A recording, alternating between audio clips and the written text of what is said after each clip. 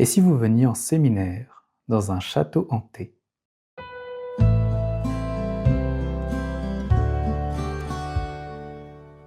Bonjour à tous, bienvenue dans Ceux qui habitent l'histoire, un tout nouveau format qui vous propose de voyager partout en France pour découvrir les propriétaires de nos châteaux partenaires. Aujourd'hui, nous partons pour l'Ardèche, où Benoît, propriétaire du château de Boulogne, nous accueille. Bonjour Benoît. Bonjour Alexis. Alors, aujourd'hui, tu es propriétaire du château de Boulogne à Saint-Michel-de-Boulogne, en Ardèche. Tu l'as eu depuis à peu près 30 ans, c'est ça? Oui, c'est exact. Alors, il y a eu une petite histoire familiale au départ, parce que c'est mon père qui l'a acheté. Il n'avait pas beaucoup de moyens, mais le château était pas cher du tout. Personne n'en voulait. C'était une grosse ruine enfouie sous l'herbe. Et ça a été un projet familial, une décision familiale, mais surtout, au départ, un coup de cœur, j'allais dire, un peu d'enfant ou enfantin de la part de mon père, parce que je ne suis pas sûr qu'il réalisait tout ce qu'il y aurait derrière. Mais heureusement qu'elle était là, c'est comme dans tout projet, il faut peut-être le coup de folie au départ, et je lui dois ça dans le démarrage du projet. Et donc, depuis que ton père a repris et depuis que tu as repris, il y a eu pas mal de projets, de différents travaux, de remise en état. Et aujourd'hui, est-ce que tu as un projet particulier pour ce château? Disons qu'il y a eu des projets, il y a eu une vision assez tôt de progresser peu à peu avec la ruine. Ouais. Parce qu'au départ, on vivait dans une ruine. Et je suis toujours resté là-dessus pendant les 25 années, à me dire il faut à la fois investir sur le lieu, à la fois l'ouvrir et aux autres, et à la fois en l'utiliser pour soi. Ouais. Donc, c'était un peu un tiers, un tiers, un tiers. Est-ce que tu aurais une petite anecdote à nous partager là-dessus? Tu avais ouvert des tournages, par exemple? Oui, on a fait du tournage, mais c'est surtout la ruine, c'est l'évocation d'une ruine.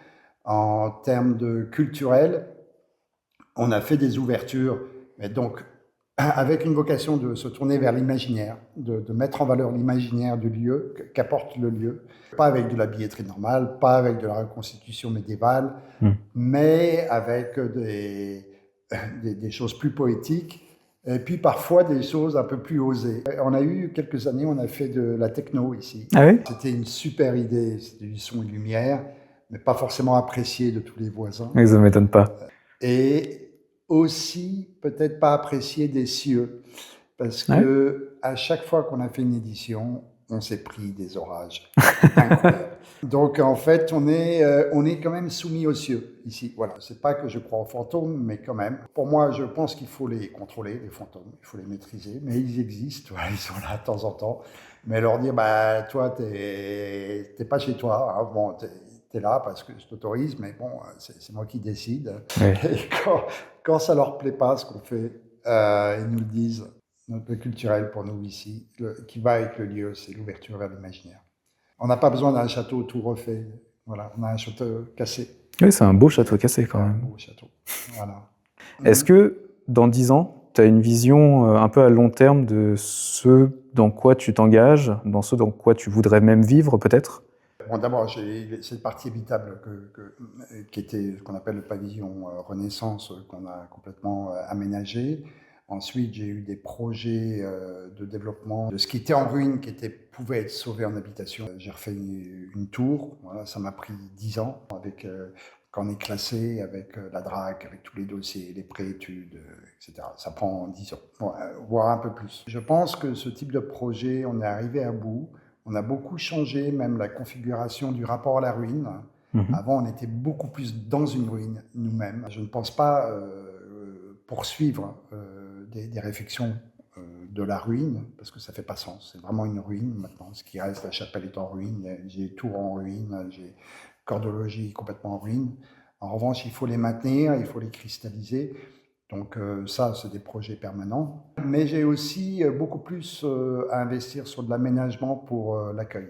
Accueil privé et accueil du public. Donc que ce soit à l'extérieur, comment est-ce qu'on accueille des circulants, comment est-ce qu'on accueille des randonneurs à pied, à cheval. Et justement, au niveau de cet accueil, si tu voulais faire venir des gens ici, que ce soit des touristes, des visiteurs ou des gens qui viennent de la part de l'ARS, qu'est-ce que tu leur dirais pour qu'ils puissent avoir envie, en tout cas, de venir ici, ou en tout cas les intéresser? L'idéal, c'est qu'ils viennent et ils auront un coup de cœur, hein. Si j'avais participé à une œuvre dans ma vie, ce serait ça. C'est pour faire un lieu qui soit beau et qui tape direct au cœur. Bien, merci beaucoup Benoît pour toutes ces anecdotes, pour cette histoire. Si vous êtes intéressé pour voir ce que ce château peut offrir à vos équipes, vous pouvez nous contacter par mail ou par formulaire sur le site internet, qui sont tous les deux en description et en commentaire épinglé. Dans le prochain épisode, nous serons accueillis par Jean-Louis, propriétaire du château d'Aunois en Seine-et-Marne. L'un des premiers jardins à l'anglaise de France et l'un des seuls hôtels particuliers de sa région. C'est ce que je vous propose de découvrir dans le prochain épisode de Ceux qui habitent l'histoire.